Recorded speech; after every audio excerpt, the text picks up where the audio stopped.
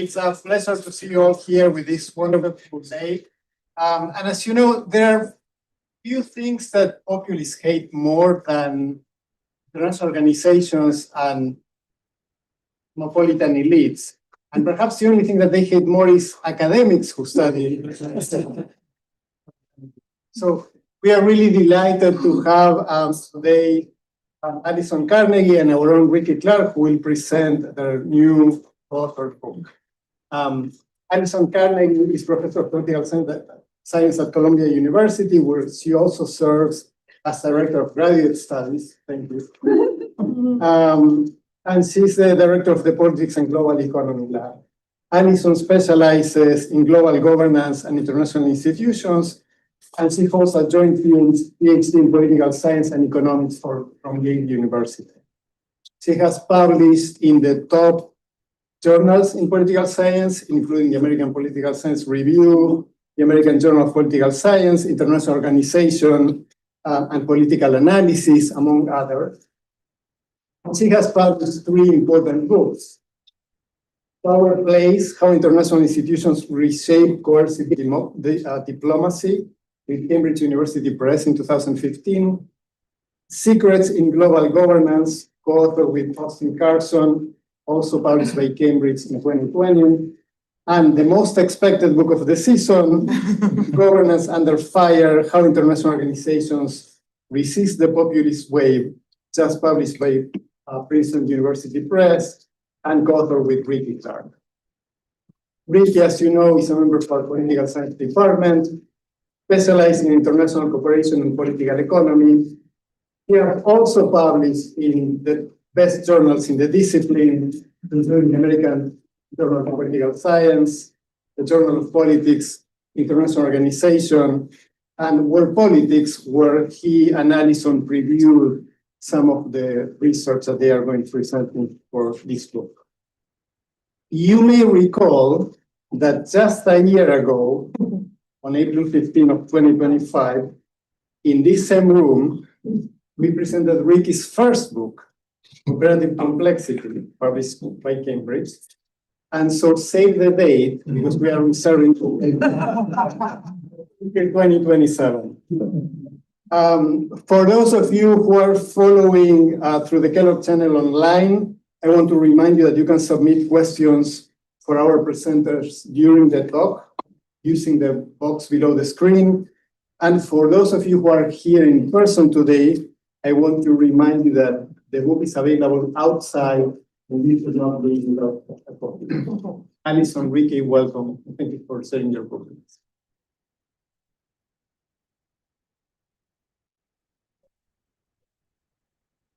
Thank you so much for the nice introduction. It's been a pleasure working with Ricky on this project. As I said, it's called Global Governance Under Fire, and we're thrilled to have it out. All right, so the book sort of starts with the observation that some populists target international organizations. So you're probably familiar with some of the tactics of our President Donald Trump. So here's just sort of a quote by him. "We reject globalism and embrace the doctrine of patriotism. The US will always choose independence and cooperation over global governance." And that's just one of many quotes, actions that he's taken sort of against these global bodies.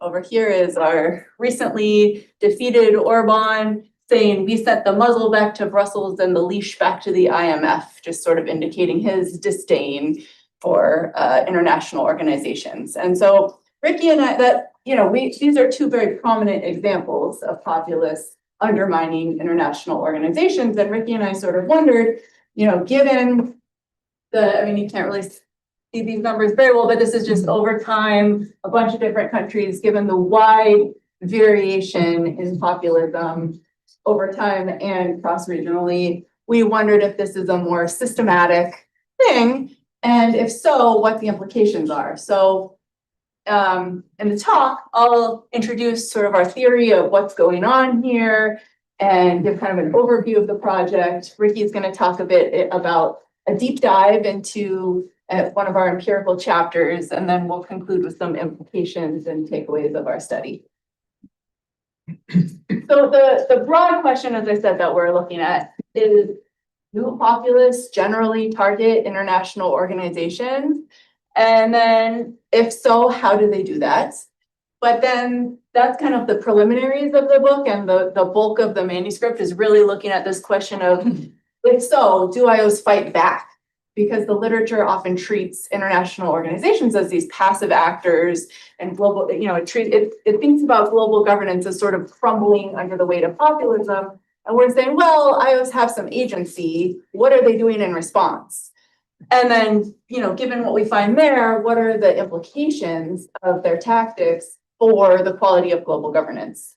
And just in short, we hypothesize that yes, populists are systematically undermining international organizations, but that, as I said, these IOs, they're not helpless actors. They're doing things to try to counteract these attacks.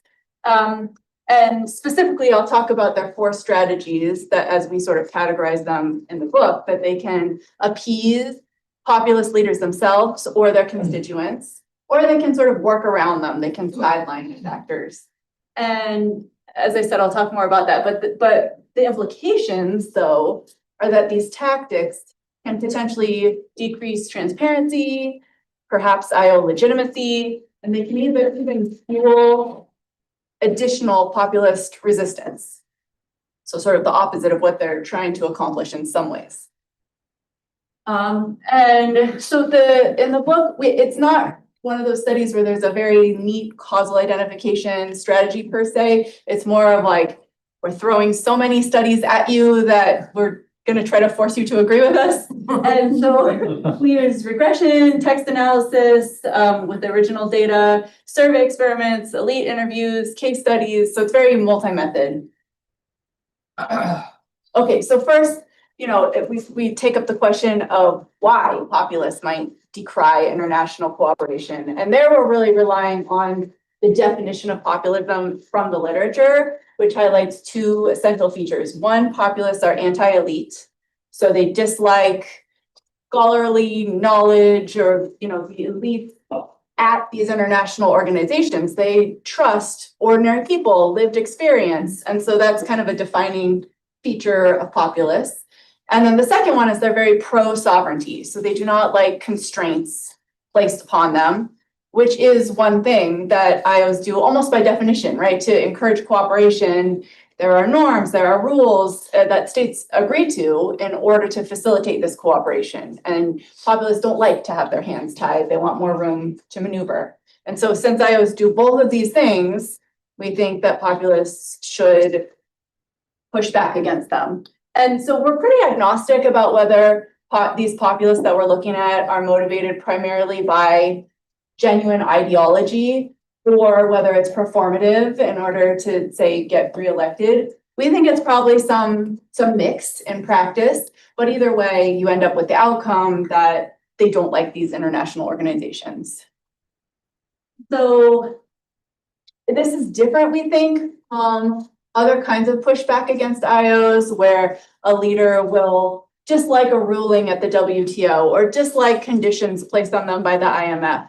This is like a widespread ideology that they should not be constrained by these bodies in the first place. So this is just a list of different ways, we kind of examples we found of populists undermining IOs and what tactics they might use. So they could just exit the IO, right? We've seen Trump exiting a bunch of IOs, the World Health Organization, Paris Agreement, a bunch of different bodies. Or they could create competitor IOs that are less constraining, less elite, more in sort of a populist image. You might think of like the AIIB or some of these newer organizations. They could just stay in the organization, but cut funding. So kind of hampering the IO's ability to function. They could withhold effort. So they could remain a member on paper, but just not attend meetings, not comply with the organization. They could withhold information. So IOs rely on information from member states, right? Like the IMF or the World Bank need information about economic health of countries, about health in general. The World Health Organization needs information about, say, disease incidents and things like this. Populists could just fail to provide that. They could co-opt the IO, right? So they could kind of try to remake the IO from the inside in ways that populists might like better. So you can think of like Orban in Hungary trying to push the EU to take a harder line on migration, or toxic communication, right? They could remain a member but just bash the IO publicly or bash it internally and sort of undermine trust and legitimacy in the body. And so we do several things to test this statistically to see that this is going on in a systematic way. And this is really just one chapter of the book, as I said, to sort of set up what we're going to do next. But we show that populists share less information with these bodies. So you can look at data provided from countries to the IMF or the World Bank, and we just see a lot more missingness from populists, for example. They can participate less. So we show they participate less in IMF programs, but we see that in a lot of other examples as well. They do undermine IOs rhetorically. So if you look at speeches, if you look at, Twitter, X, if you look at various forms of communication, populists are more likely to be bashing IOs. And then this is in progress, but we think that they appoint less elite bureaucrats and other appointees to the IOs because they sort of prioritize loyalty over competence, for example. Okay, so then we go into how IOs fight back. And so there's 3 sets of actors that within IOs that can fight back in different ways. So they have different tools. So you can think of the bureaucrats sort of challenging populists pushback on a day-to-day basis. So through just sort of how the IO runs. And these actors tend to have incentives to push back against populists because they rely on these IOs for their careers. They've often been there for a while and are sort of like seeped in the norms and culture of the institution. You can also think of the non-populist member states because they don't want populists to say, get more power relative to the non-populists within the IOs, or they might not agree with the populist agenda. And then you can think of the IO leadership. So these are people where their career is staked on the fate of the IO. They're maybe trying to drive the IO to get more legitimacy, more sway, more power. And so they might not like populists undermining that body.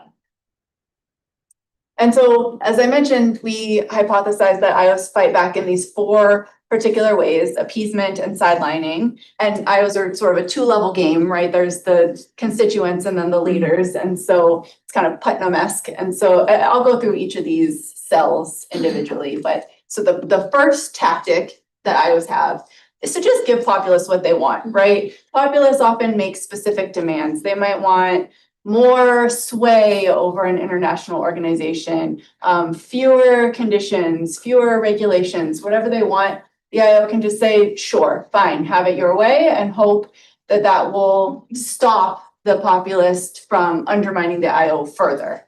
And so, they might say reform the institution or give them more goodies. And what we show in the book is that they, just statistically, the populists are awarded fewer conditions on their loans from the IMF and the World Bank. So countries don't like conditionality, right? Because if they're getting a loan from one of these bodies, the IMF or the World Bank might attach conditions to the loan, things that they have to do in order to receive the loan.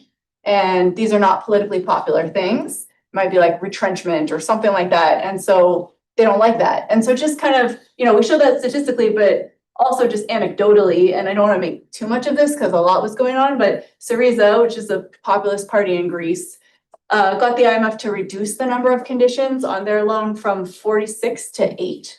So quite significant. As I said, though, there's lots of contributing factors there.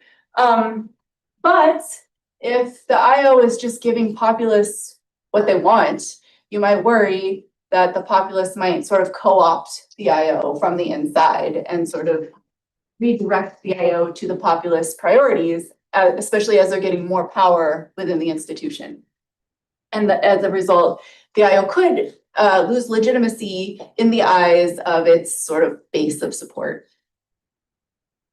And then the IO could sideline populists. It could say, okay, look, these populists are operating in ways that challenge us, so we're just going to kind of go around, circumvent them, and do our own thing with kind of a coalition of the willing.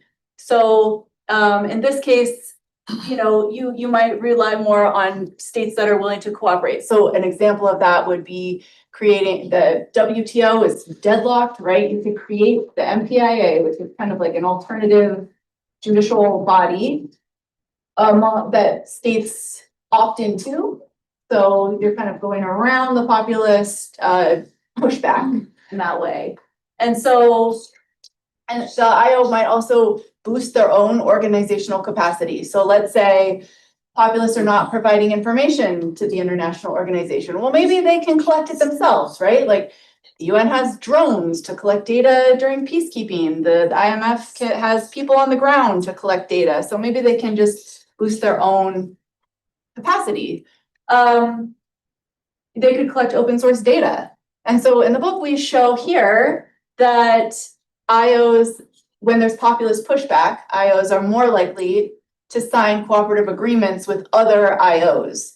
And so that could be co-financing agreements or information sharing agreements. But the idea there is if they're not getting information or financing from the populist states, they might look elsewhere, like a collaborative arrangement with other IOs. And so, so this could be about economic statistics, technical expertise, co-financing, risk mitigation. But what we argue is there's a danger here too, which is if the IO is gaining in power and capabilities, that's exactly what populists are pushing against. And so you could actually exacerbate populist animosity because they're upset that the IO is gaining power and capabilities. Okay, so the third one, so this is targeting populist constituents. So let's say the populist it's some of what they're doing is performative, right? So they get a political boost by bashing IOs. So you could try to, if you're an IO, you can try to sort of remake your image among constituents. And here we're looking at whether they can basically lessen the domestic costs for the populace of cooperating with the IO by winning over constituents. And so they could provide more resources. You could give people stuff, give them aid, give them loans, brand it with the IO's name. You could reform to seem less elite, less constraining. And what we show here is that IOs actually cue the public directly. So we look at social media. So all these IOs have social media accounts, and a bunch of the bureaucrats and IO leaders also have social media accounts. And it's really interesting to look at them, the sort of tactics they use to try to win over populist constituents. So sometimes, like one of the leaders of the IMF, she's tweeting about, oh, I grew up behind the Iron Curtain. I never imagined I'd be in a leadership position of this international organization. Like, I'm just a common person. And so, trying to seem less elite, more relatable. You see them taking pictures of shaking hands with populist leaders, like, look, we're buddies, right? And so they have these tactics to try to, and actually in interviews expressed that this is an actual tactic they use to try to seem more populist themselves and thereby more sort of likable. We think that could be dangerous though, because they might be seen by their base as just engaging in inauthentic, cheap talk and maybe insincere. And so it could theoretically erode their base of support. Okay, last tactic would be sidelining populist constituents. So if populists are not going to cooperate with an organization because of the domestic cost of doing so, maybe you can just do it in secret. So then there's no domestic cost because nobody sees it. And so secrecy is a tactic that we do see IOs use, the cost there being kind of obvious, I think, which is a lack of transparency. Which, people often value in its own right. It can prevent corruption. It can allow for public buy-in, things like that. However, on the flip side, you might think it's a helpful thing for IOs to sort of avoid having to perform as more hostile to IOs than maybe they actually are. And it might just make IOs seem more opaque and out of touch if ordinary people can't see what they're doing, don't know what's going on. Maybe that makes them even less legitimate.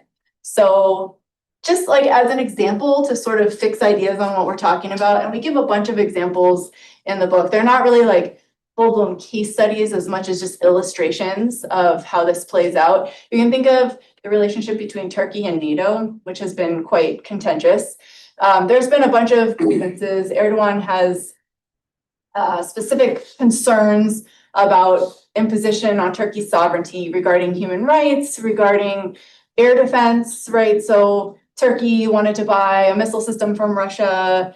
NATO was like, you can't do that. They were like, how dare you tell us what to do? So just like constraints on sovereignty. And most recently, you might have seen in the news controversy over Sweden and Finland entering NATO, which Turkey was blocking because of concerns about Kurdish militants. And so in this case, you see sort of each of our 4 strategies being adopted. So there was appeasement where the US was like, listen, if you let them enter NATO, we'll just give you some fighter jets.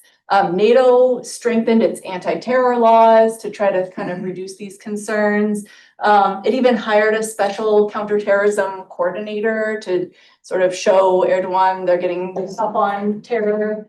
But then, and also appeasing constituents. So NATO was like tweeting about this quite regularly and sort of emphasizing cooperation with Erdogan, which we interpret anyway as being sort of an appeasement strategy of constituents. Then there was sidelining, right? There were reports of Erdogan not being invited to the White House. There were reports of diplomatic isolation. And then a lot of this took place kind of behind closed doors, which there might be a variety of reasons for that. But one interpretation could be that it's sort of sidelining constituents to try to make a deal. And we give a bunch of examples in the book, as I mentioned, across institutions, across countries, just to show that this phenomenon is sort of widespread in the world. And so, okay, and so Ricky's going to do kind of a deeper dive into one specific tactic and talk about how IOs go about sidelining populist constituents. Awesome. Thanks, Allison. Before I get started, special shout out to a bunch of my students came. I usually teach in this window and I encourage them to come. And I think more than half of the class is here, which is a lot more than I expected. So thank you, guys. So as Allison mentioned, I'm going to do kind of a deep dive into what is chapter 6 in the book, which is about sidelining populist constituents. I know you've all been waiting for like nitty-gritty deep dive into the IMF. And so that's what we're going to do here.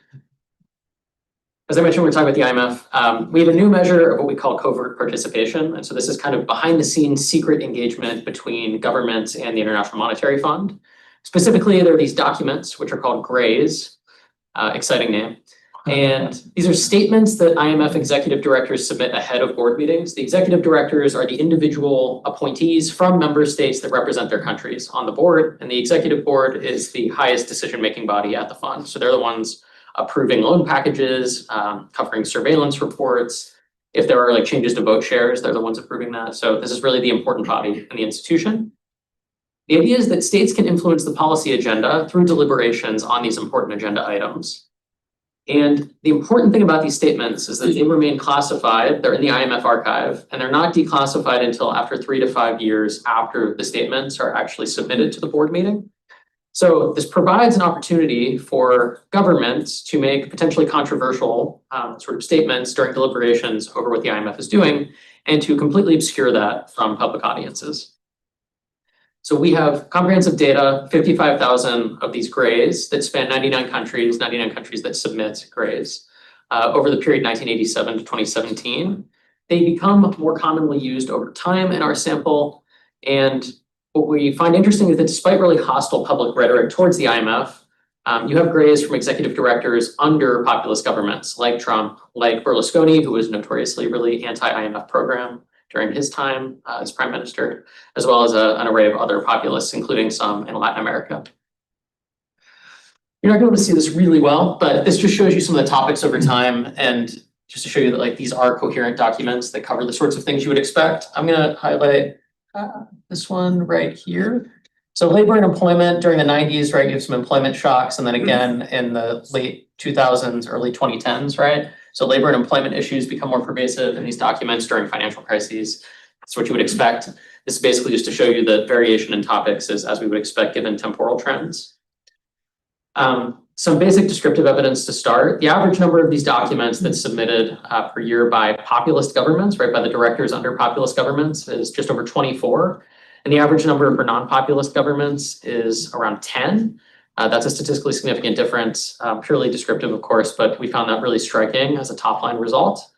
We also have some regression analyses. Our dependent variable is going to be the log number of these statements that are issued by a given country in a given year. Our international variable is a binary measure of populism. We can talk about that measure more if folks are interested. It's an OLS model, country year fixed effects, and standard errors clustered by country. We also did a bunch of interviews with folks that served as executive directors at the IMF, as well as folks that are on the other side, right, the bureaucrats in the institution who are engaging with these directors. One quote just to illustrate this, someone at the IMF told us that executive directors really attempt to gloss over differences during board meetings. They try not to make enemies with staff or management. So this is constructive engagement. Michael, did you have a question? Yeah, that the average in the first slide, Yep. is that the average per year that goes to populist, or is it the average submitted by the average populist government? It is the average per year by populist governments. So it's both. For all populist Yes. governments? No, for a given so like taking the number of populist governments as the denominator per year. So the average populist government in a given year is submitting that number of documents. Other questions for Pops?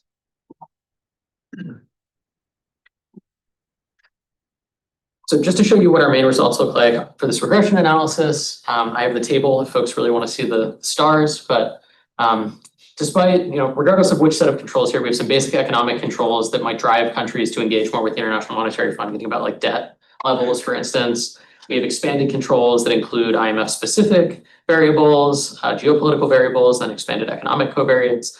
We see a pretty stable coefficient here, statistically significant result. The substantive interpretation is that a populist leader submits about 80% more of these documents after they come to power in a given country. So again, a really substantively large finding here. You might be thinking, okay, populists are engaging more behind the scenes, but couldn't they be just excited and bashing the institution, right? Just like they do in public. And so that was something we were concerned about as well. What we wanted to do was try to ensure that this wasn't happening, right? We weren't just privately bashing the institution or trying to like cause issues in these board meetings. So we do a sentiment analysis where we actually rely on a financial sentiment dictionary that is trained on kind of like bank and other corporate filings. And so it captures kind of the tone of these meetings. And we take a net sort of positivity score, subtracting negative from positive terms. And what we show is probably null results here. So populists are not talking about issues in these board meetings differently in tone than non-populists. And to us, that was really assuring. And it was reinforced by all of these interviews that we did, where we kept hearing that folks, even under like Chavez or Trump or Berlusconi, the executive directors were really constructive in their engagement with the institution. We have a bunch of additional tests. I'm mostly just flagging these in case folks want to see them later, but we show that populists are less likely to initiate IMF programs. But that was, we thought, the most public way you can engage with the IMF is through a loan program. And so holding constant a bunch of the different factors that tend to drive folks to the IMF, we do see a negative coefficient on populism. So we thought that was really interesting. And it suggests that there's a difference between private and public engagement and maybe some substitution effect that's happening here for these leaders. We have imputed versus non-imputed control variables, different fixed effects. The one that I kind of want to flag here is the use of panel match. So when we talk about international organizations, of course, endogeneity is always a concern, right? And so this is one chapter where we are able to do something closer to causal inference by using panel match, which is going to match countries based on pre-treatment covariates as well as treatment histories, right? So how often you've been under a program and how often you've issued grays prior to the period under observation. And so our results are really stable under that specification. We also have a test where we're thinking about downstream implications. So for instance, are you rewarded by the IMF if you do a lot of this private engagement, right? And so we actually show that if you file lots of these grays as a populist, you receive fewer conditions on subsequent IMF loans. And so what this suggests to us is that the IMF is actually rewarding populist governments for being constructive behind the scenes, and that there are benefits that they can glean from this cooperative behavior. Okay, that was kind of the deep dive into the empirics for that chapter. I just want to pause in case folks have questions about the data or anything there. Okay, well, I think this is a lot of the good stuff, and this is kind of what we cover in the conclusion of the book. And as many of you know, that's where you have a little bit of space to kind of muse about what you think is happening. So I was excited to be able to present this portion. We kept getting this question as we were presenting pieces of the book and some articles that ended up going into the book about which of these tactics, right, sidelining and appeasing leaders and constituents, do populists use and why. And our theory is generally pretty agnostic about like whether you use one tool or another in a given situation, right? We think of them as kind of a coherent set of strategies that are often deployed in unison. And so we sort of say that in the conclusion. We say they often deploy multiple tactics, and then we explain why this is the case. So just to give you kind of a stylized example, if you're the International Monetary Fund and there are lots of populist leaders asking for more vote share in the institution, right? That's like the pervasive thing that they want. And you give all of these populists more vote share, right? That's going to raise lots of eyebrows from the non-populist member states. It's going to look like sort of a broad realignment towards these skeptical or hostile members. And so you can imagine that undermining institutional legitimacy or perceptions and creating a backlash. So by diversifying the set of strategies that you use, you can reduce the likelihood that your legitimacy is going to crater as a result of your broad use of these strategies, right? So we think a diverse set of them is going to be useful in general. Of course, we also think some like logistical and strategic considerations that go into this. On the strategic side, it matters whether there's just one populist, right? So is it just Trump, or is there like 5 or 6 or 7 or 8, as in the most contemporary period for these global institutions, populists that are trying to undermine these institutions? If there's one, maybe you can appease them, right, by just offering them slightly more vote share, and then they buy back in, everything's taken care of. If it's a bunch of different countries, right, then again, these legitimacy concerns would enter into the equation if you're giving them lots more material benefits, right? So under those conditions, maybe you have to sideline and think about like increasing independent capabilities as a more sort of coherent way to get around these issues.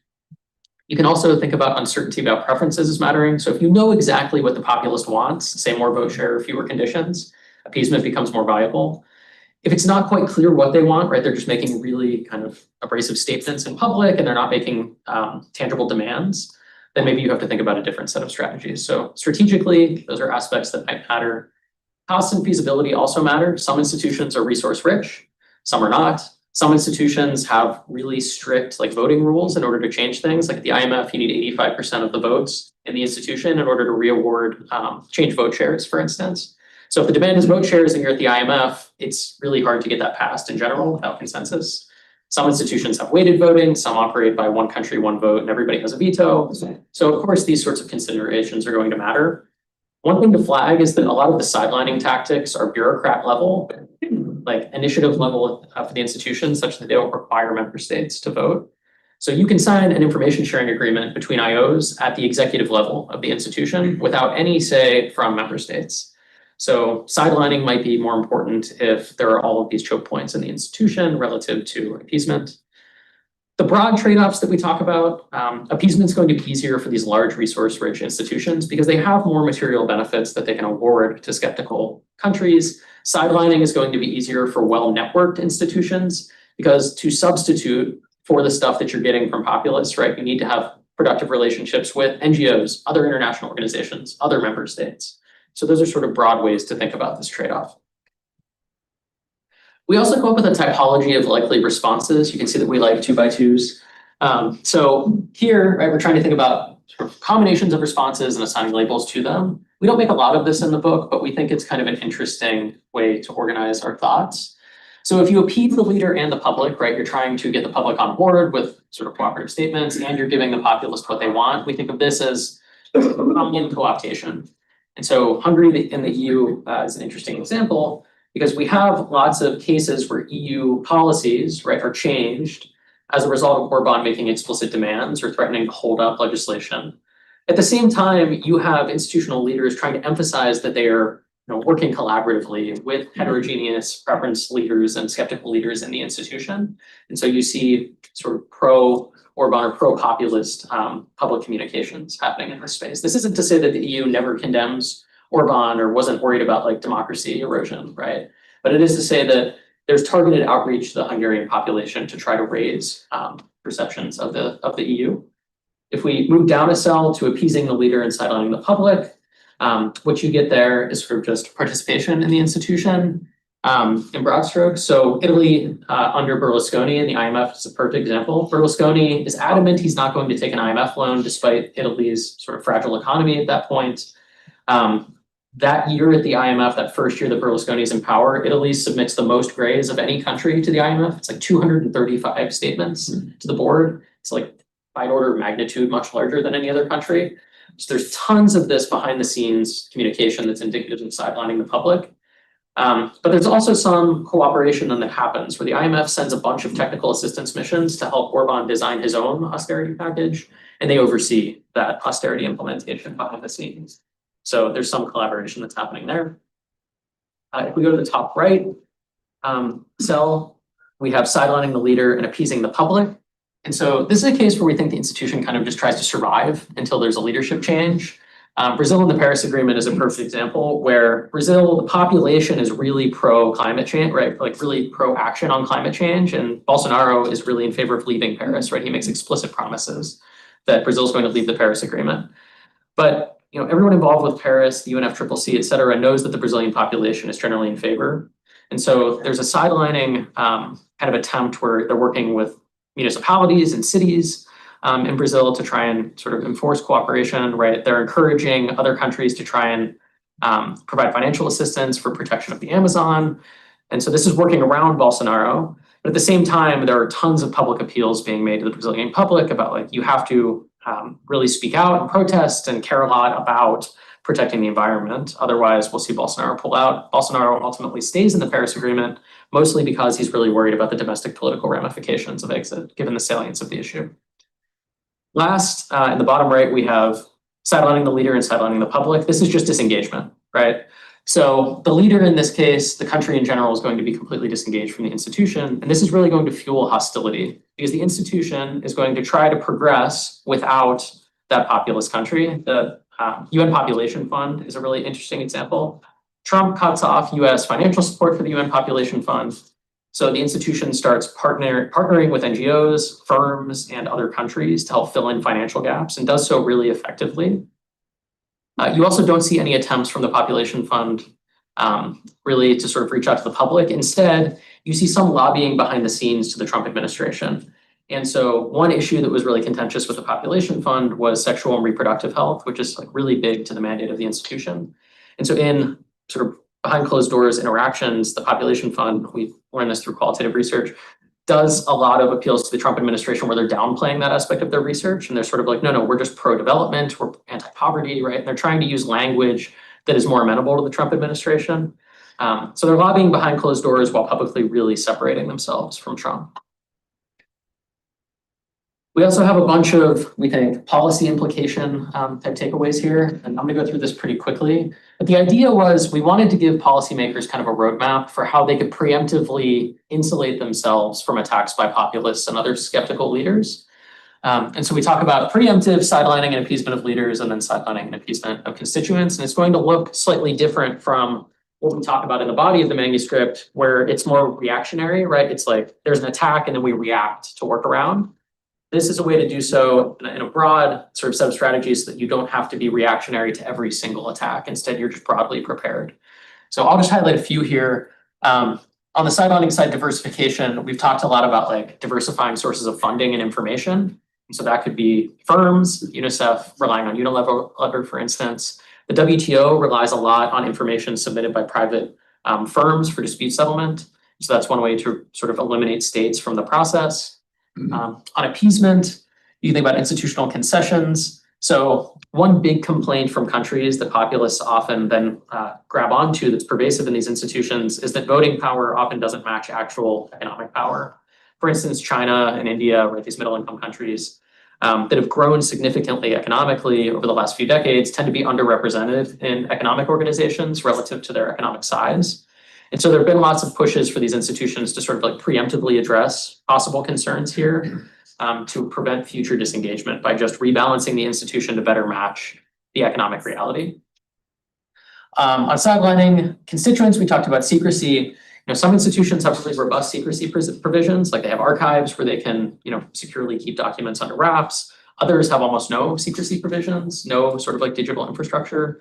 And so one thing that they can do is just increase their capacity in this area, right? Have digital infrastructure, hire IT professionals, perhaps develop an archival system, right? These are ways that these institutions can take advantage of secrecy. And then on appeasing, the sort of local benefits one is one I want to highlight. This came up in interviews quite often, but there are branding and reputation campaigns that a lot of international organizations do that are completely separate from their work. Like they have charity wings. So the IMF has a charitable organization that I had never heard of that is under its auspices. And this charitable organization goes to countries that have been identified as likely to need a program in the next like 3 to 5 years.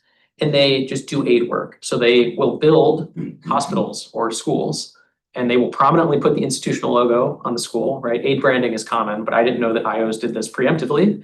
And the goal is just to sort of raise the public mood about the institution in advance of a potentially contentious negotiation. And so I found this super fascinating, but I think this is kind of a nice way to preemptively work on reputation management for these institutions. Okay, we've given you a lot to think about, so I'll wrap up here. Summary, we hope you'll take away that IOs are increasingly politicized and contested. Populism is but one of several reasons that this is the case. You can also think about the rise of China, which has this sort of pro-sovereignty disposition, right? So there are lots of reasons that these institutions are increasingly contested. We don't want people to think of these institutions as passive actors, though, like that they're just taking a beating from these countries, and so they're declining in relevance or declining in their ability to govern the global economy, for instance. Instead, we show that they fight back, right? And this might be why these institutions haven't gone anywhere, right? In general, they've persisted and they continue to do the day-to-day work that they were doing 10, 20 years ago, despite this onslaught of attacks that we hear so much about. That said, we're not saying that resistance is costless, right? And so we talked a lot about the legitimacy or sort of like perceived democraticness of these institutions is going down. Institutional drift happening as bureaucrats become more powerful relative to member states. You can think about like traditional principal agent models, right? The agents, some would argue, are running amok here.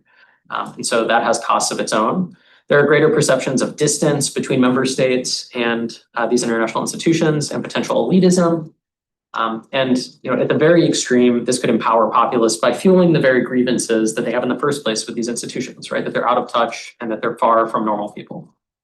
So the core takeaway, we think, is that how IOs respond can both help them survive and reshape them. And so responses must be really carefully calibrated, right? You have to be thinking about the short, medium, and long-term downstream consequences of the reforms that you're making in these organizations.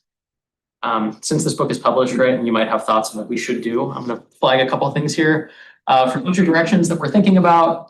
So we're interested, Allison flagged this already, but whether populists are prioritizing loyalty over expertise in IO appointments. And so we have some original data we put together on the history of UN ambassadors. And we're trying to think about whether they are sort of competent career diplomats versus whether they are loyal sort of like political appointees, and whether populists and other, not just populists, but other types of like anti-IO or anti-expertise politicians are much more likely to appoint these kind of rogue actors to these institutions. And then once they're in place, right, do they work to undermine the institution from within?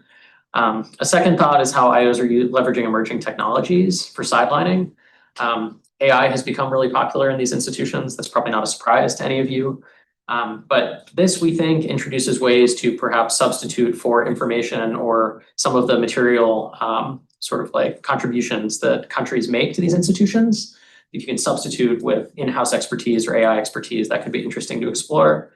And then there's some interest in populism altering IO knowledge production. These institutions are research hubs, right? They have lots of expertise. They produce research working papers, annual reports that are influential. They shape things like ratings of countries, financial sectors, creditworthiness, how investors behave in these countries, and so on.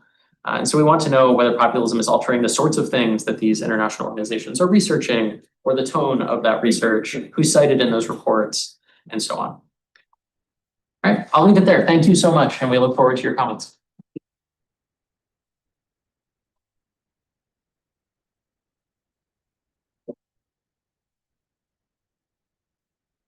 Yeah.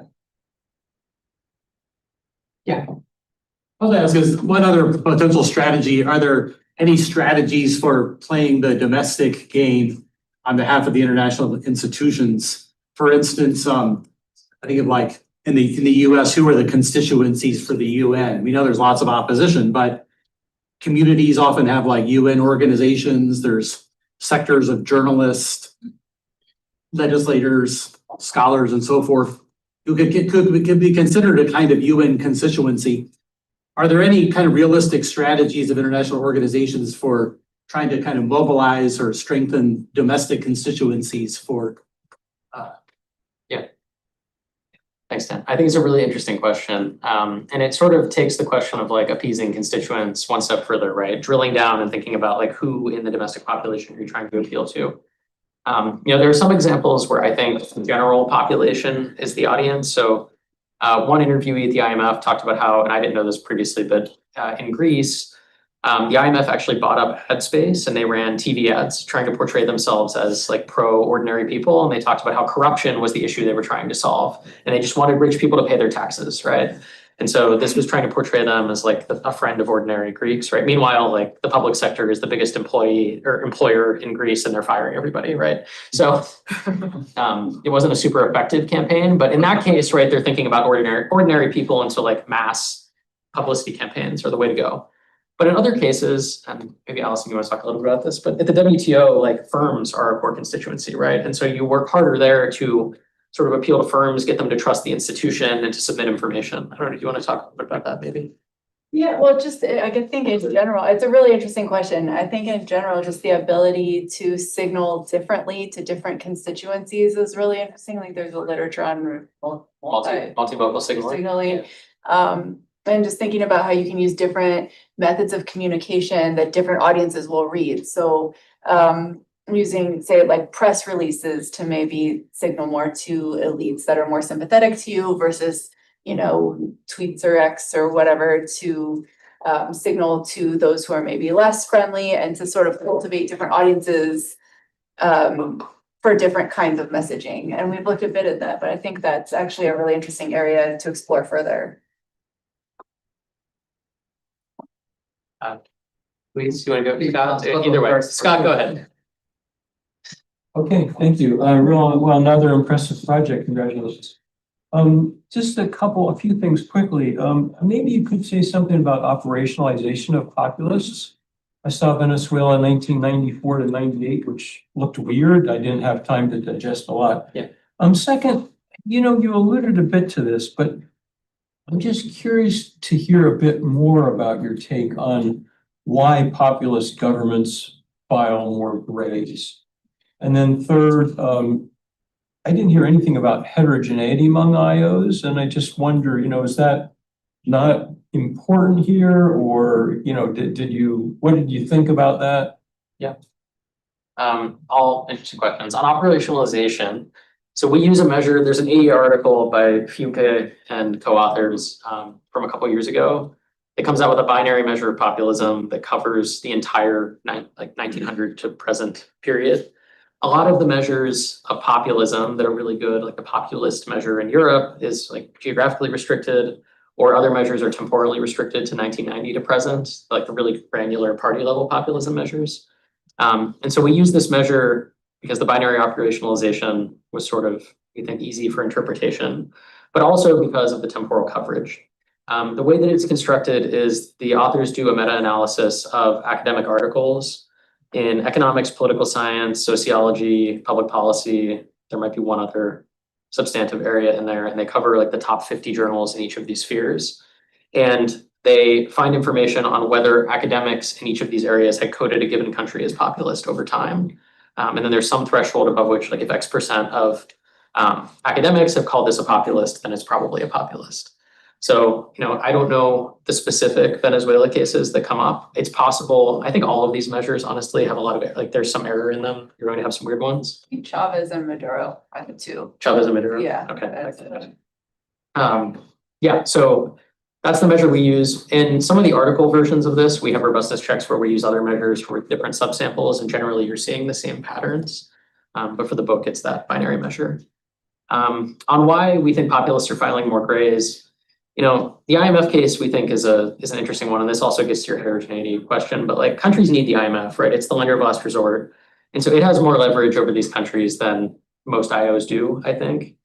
And as a result, I think that even the populist leaders know that maintaining some baseline level of cooperation with these institutions is beneficial. The way we talk about this in more abstract terms is just that IOs, like they exist because they confer concrete benefits on members, right? And so if you are a populist who, for political reasons, is opposing an IO because you think this is like a good strategy for drumming up support, or the populists are just like a prototypical elite group that you can oppose.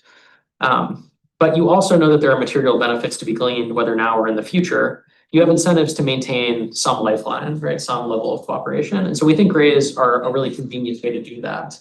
But in general, we think that these secrecy channels that can obscure the political costs of cooperation with these institutions are attractive to populists who think that there are material benefits that they might want to draw on at a later date. Allison, do you want to talk about the heterogeneity point a little bit? Yeah, no, it's a great question. So I think it in line with our framework, we would probably say that these dynamics are more salient the more constraining the IO is and the more elite it's perceived to be. So, populists don't like to be constrained, so they might leave alone an IO that's just not really making many demands of them while attacking an IO that's actively constraining them. And I think the other place that the heterogeneity comes into play is just the differences in tools that different IOs have. So like more well-resourced IOs that are bigger, also maybe they attract more criticism from populists, but then they also might have more tools to fight back. So it's interesting because you might think this applies more to bigger IOs that are more salient, but then also the smaller ones might might face fewer attacks. So it's interesting to think about, I think, how this plays out across IOs. But I do think it applies to many. I mean, I was actually surprised by how many IOs we found as good cases. It was kind of across the board. And it really tends to be these global institutions, right, that have high levels of expertise. I think that's the one thing I would add. There's actually quite a bit of populist like friendliness towards regional IOs for the reasons Allison suggested. Like they don't make strong demands of member states. If they're financial, they probably don't have conditionality requirements. I've studied the Latin American Reserve Fund, which is a really interesting one. It's a pooling scheme. It's relatively small. Repayment rates are 100%. And populists love it because it's a first line of resort before you go to the IMF, right? And you can get the money for free, and then you can use the IMF to repay that loan later. And so it's an institution where the major stakeholders are the populist countries, right? So, and it's collective insurance on behalf of those recipient countries. So that's an institution that, like our scope conditions, which we talk about in the book, would say this is probably not a good case for the theory, right? But the prominent global institutions that have big bureaucracies, right? Those are the ones that sort of fit better. Well, and because populists start their own IOs sometimes as well, but they're just not usually constraining. It's like a place to do grandstanding and things like that. Yeah. Go ahead, Luis. Yeah, thank you. This is great work. It's obviously great contribution to the study of IOs, but I think it's also a great contribution to the study of populism, which is hard to cite. So actually, it's like methodologically, it's an interesting angle.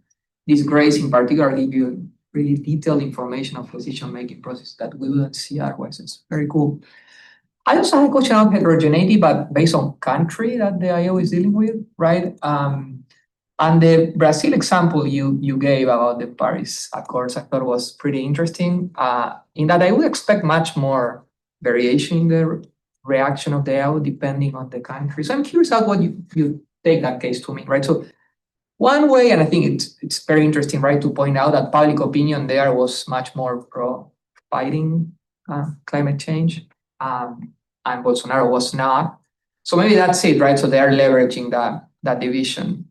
But another possibility is that what's driving that reaction is that Brazil is much more existential for the success of the UN Accord for obvious reasons. So I'm curious about how these reactions vary depending. And when you deal with the US, it's very existential because if the US leaves, maybe you are run out of money, or maybe the US leaves the World Health Organization, nobody's going to then follow it, and the whole thing cascades down. So I'm curious about what kind of theory you have about how they react to the country type. And related to that, one way is if you found differences depending on whether populist was left-wing or right-wing. Go ahead. So I have a very similar question in the sense that it seems to me that, first of all, you have some populists who are have a lot of power, and so if they're against you, you have a big problem. But then you have populists who are weak, and so you may have populists on different sides of the ideological spectrum putting pressure on this organization. So I was wondering if you don't have situations in which potentially these IOs will actually double down because they want to show that they are going to enforce the conditionality or whatever, in part as a signaling to the real stakeholders who have influence over the organization. I think that probably by now we are talking about big populists like Trump, right? But if you think about the early 21st century, that was probably most of the case. Yeah, I think really good questions. Things we've thought about, I don't think things we have definitive answers to, but on country level variation, we do theorize that the powerful countries are going to elicit the biggest response, right? That's no surprise because for all the reasons you suggested, right? That it's existential, they can sort of kill the institution if they disengage completely. And so you would expect the most aggressive strategizing on the part of IO to be in response to sort of the Brazils, the US's, the Hungaries of the world, right? These are relatively powerful countries. If there's one small country with a populist leader that's like trying to undermine the IMF, you probably can just double down, right? And say like, no, you either do the conditions or you don't get the money, right? The thing that's, I think, a little bit puzzling for me about this is that I don't know that that actually signals anything to the like medium and to larger states though, right? Like if you double down when Vanuatu is at the IMF, I don't know that that signals anything to like Brazil, right? About like the IMF's position vis-a-vis middle powers or powerful states. And so I do think that the stakes are pretty high when they're thinking about like easing and sidelining versus doubling down for even a country that's like a middle power.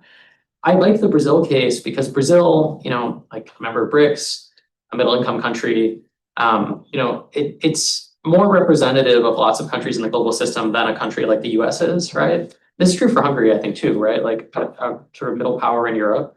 And so there's probably some threshold above which you're going to see more responsiveness from these institutions. We also talk about cases where there are lots of weak populists, right, that can band together. And so sometimes there have been like collective movements to create challenger institutions. You can think of regional institutions in Asia or Latin America as being sort of partial substitutes for these. And so in those cases, like the collective push might elicit a big response from these institutions. Allison probably has more to say on this. I'll just note on left-right, we have tons of tests where we look at left versus right. Left populism is sparser in the sample than right populism, especially in the most recent years. But in general, you do see effects that are consistent across both. And there's some work by Mark Kopovich and John Peavyhouse that's really nice that talks about why left and right populists both dislike international institutions. And sort of the underlying ideological concerns differ. But in general, right, this anti-sovereignty, pro-people stance is going to be consistent. And so that's also consistent with our theory.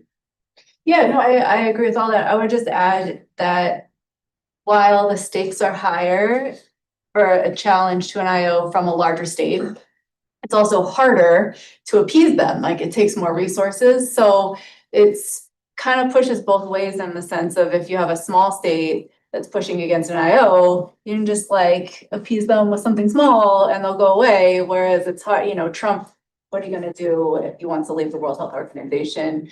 You kind of have to sideline in that case because like he is gone. But that actually gets to another point about whether IOs can just double down. I think something that makes opposition from populists kind of unique relative to other kinds of opposition to IOs is that because they're so ideologically opposed sort of writ large and have the support of their constituents, they can credibly threaten to exit the IO if the IO does just double down because they kind of want to anyway. And so I think that reduces the incentive of the IO to double down. And you can get, like Ricky mentioned, coalitions, but you can also just get kind of like a contagion effect if smaller states start resisting IOs and it can kind of spread. And, I think that was part of the impetus in the Greek case of trying to reduce the conditionality. When you see examples where it can become incredibly salient domestically, and then kind of other countries start saying like, opposition to the ICC is another one that comes to mind. It kind of like spread among African states after initial populist pushback. And so they might want to head that off as well. Yeah, I have a quick question, maybe a silly question, but first of all, congratulations. It's all very interesting.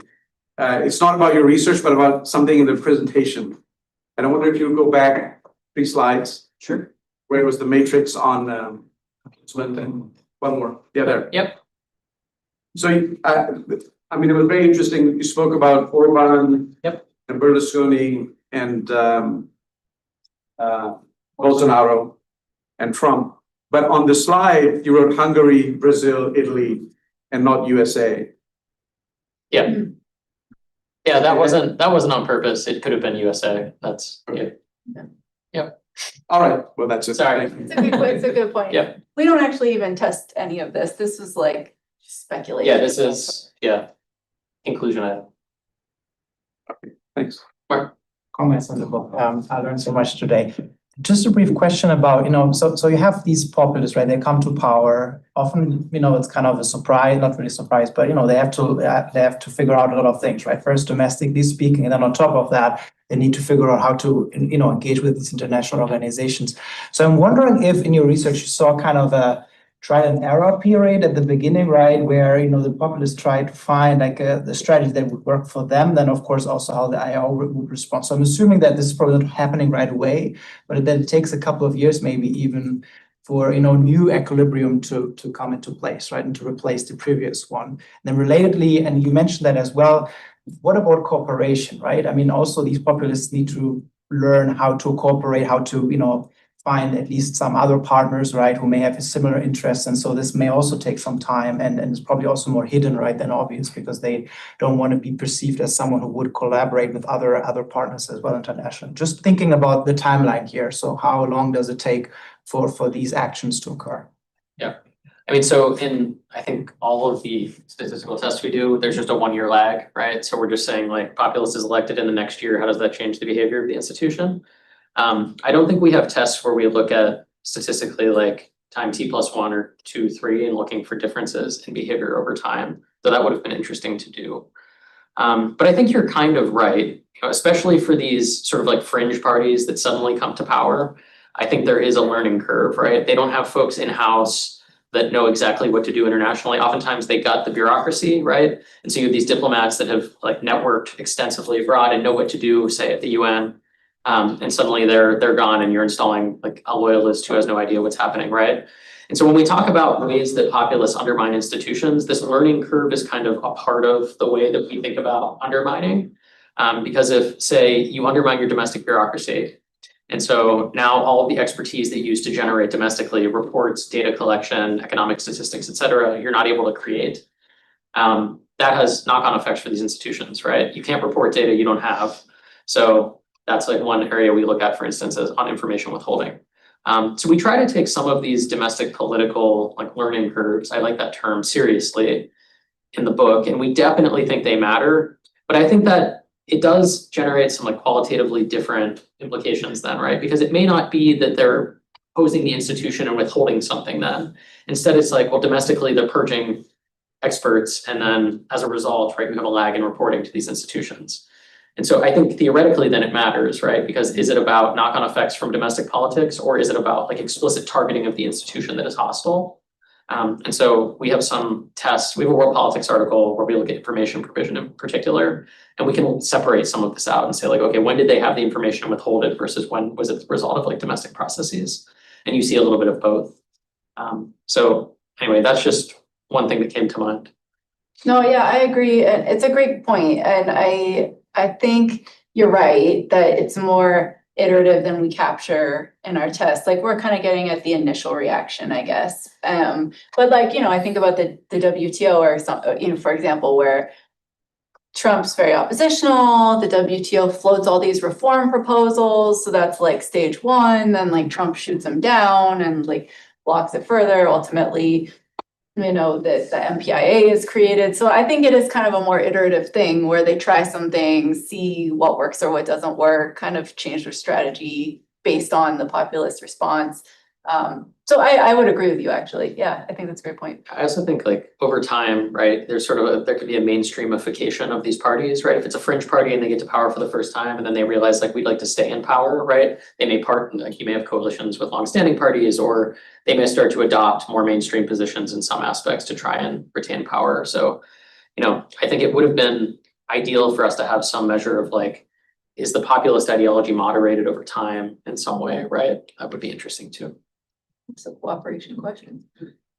Oh, like they need to determine how to cooperate internationally, find new partners, et cetera. So learning curve on Yeah, cooperation as well. Yeah. We have that example of like the Visegrad group, right? Yeah. Which is an interesting one.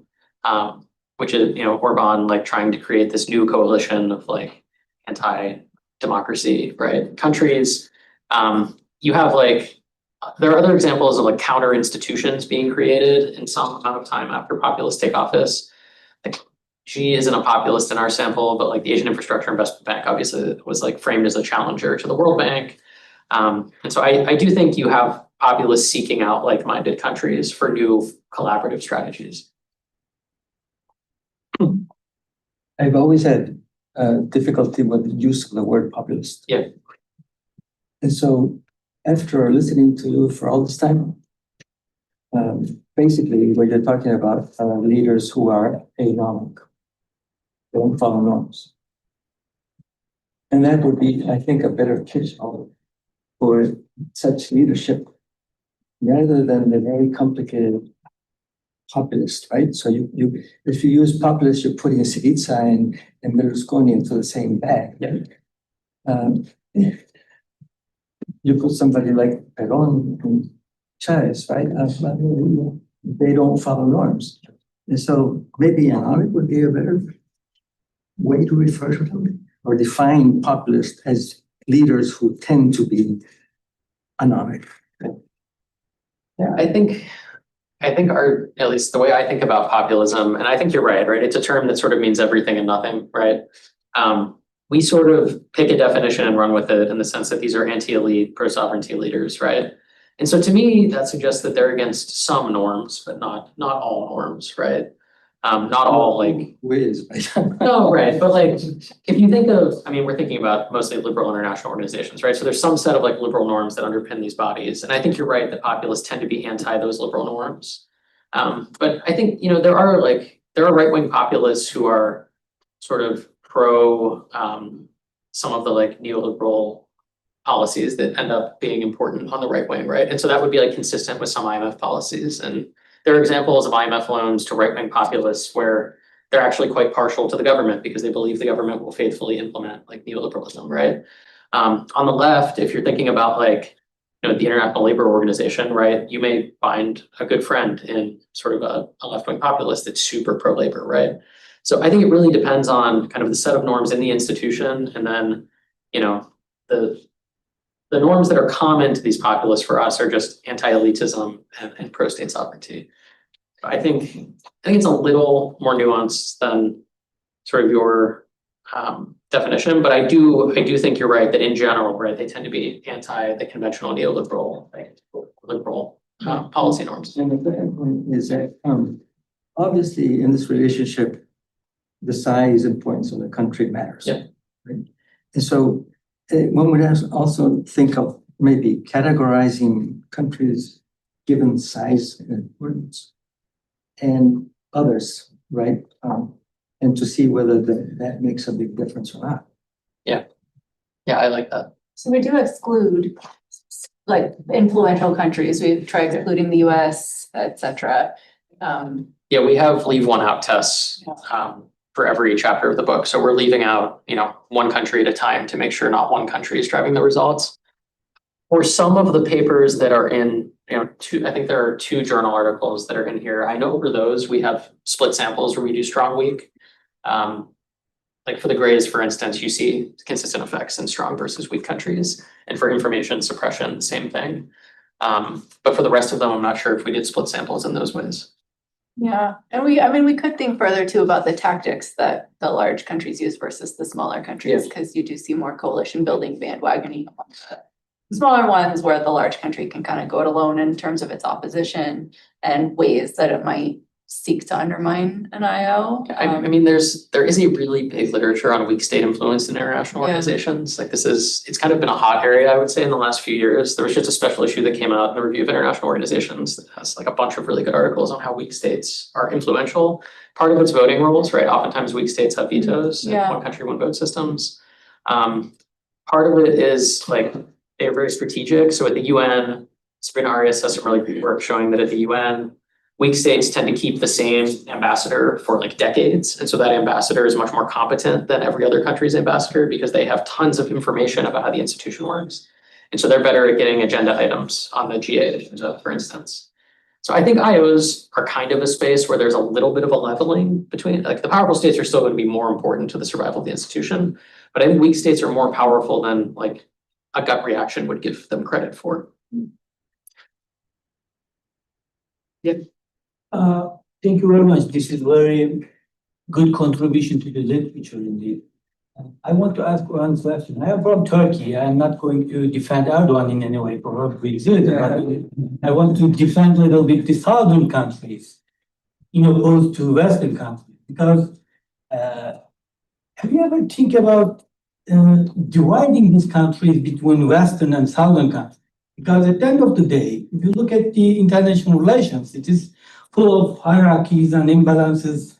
And even if those countries and those have not been a populist or whatever, they're gonna go something against with these institutions, right? Because these institutions kind of misrecognition, misrepresentation, lots of inequalities.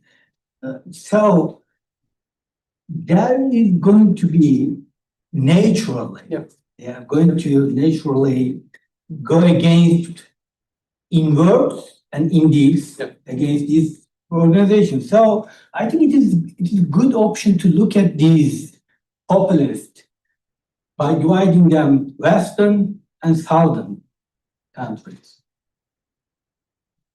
I think it's a really interesting suggestion. Yeah. Comes to my mind. So thank you. No, it's really, yeah. I mean, we do see, we do like, at least in the examples that we provide, we see examples really from across the world. So in Western countries and Southern countries as well. So I do, I mean, I totally take your point that it might, the form it takes might differ. You can model in different, like one for Western countries, the populist, one for, even for the IMF regression for you have done with the I mean, we have raise. we do have like, I mean, we have country fixed effects in there, right? Which means that there is some, if there's a baseline level of resistance, right, we're picking up any additive resistance from the populist. And that's true across our empirical tests. So I think to me, what you're describing would be like the baseline level of sort of dissatisfaction with the IO would be higher for global South countries. But that doesn't mean that populists don't pose a more credible threat above like a less populist sort of global South leader, right? So for us, I think a lot of, when we talk about like why populists are particularly damaging to these institutions, it has to do with like the ideology that they espouse gives them strong credibility to oppose these institutions, right? So like a global South country in general may feel underrepresented in an institution like the IMF, right? And of course, there are all of these institutional inequalities that benefit the West. The institutions were designed to benefit the West, right? But at the same time, I think that if like a sort of flashy, really anti-institutional leader comes to power in a global South country, right? You can see that as a strong signal to the institution that maybe they should now appease you in a way that they wouldn't have previously. I think our examples and stuff bear that out. Just one addition, because for instance, just because I'm from Turkey, I know Turkey's status politics, and one of these indicators is just bashing out all the international institutions. Yes. And with this kind of, it puts you as a middle power or central power, whatever terminology you use, but it's just status politics. But at the end, it's kind of empty. Yeah. Because Turkey still cooperates with IMF, still do lots of integration project with world banks, a member of NATO, like lots of different engagement with European Union, blah, blah, blah. I think we would argue that that's partly a result of these IOs doing a lot to sort of keep Turkey in the fold. Yeah. And sort of this back and forth using these tactics. Yeah, no, I think that's fair. Yeah. Congratulations on the book. I already got it. And not to beat the dead horse of country heterogeneity, but may I suggest there might be a difference between debtor countries versus debtor countries versus creditor countries, because obviously countries are in different positions if they are to contribute money to IOs versus waiting for a bailout. And then just on top, following up on that, I kind of have a question of financial power and text analysis, but they could be answered together. You mentioned in your GRACE documents, you used text analysis and back and words from the financial sector, positive, negative sentiment. I wonder if you could tell us a little bit about the back of words. And also, do they talk about funding withdrawal, like President Trump's always threatening to not contribute? And does that actually affect financial prospects of the IOs? Does that change the bargaining chips? Yeah, I think really good questions. I mean, on debtor creditor, some of our tests are explicitly focused on the debtor countries, right? So if you're looking at like loan conditions, that sample is only going to be countries that are receiving money from the IMF. And so inherently, right, that's a debtor sample. So, we have tests that include debtors and creditors. We don't have a split sample test for those, I don't believe. But I think our expectation would be that the institution is probably going to care more on the one hand about the creditors, right? Because they're the ones giving money to the institution. But on the other hand, right, we know that these institutions rely on member state business to be vital, legitimate, right? To make money, like interest income in international financial institutions is really important.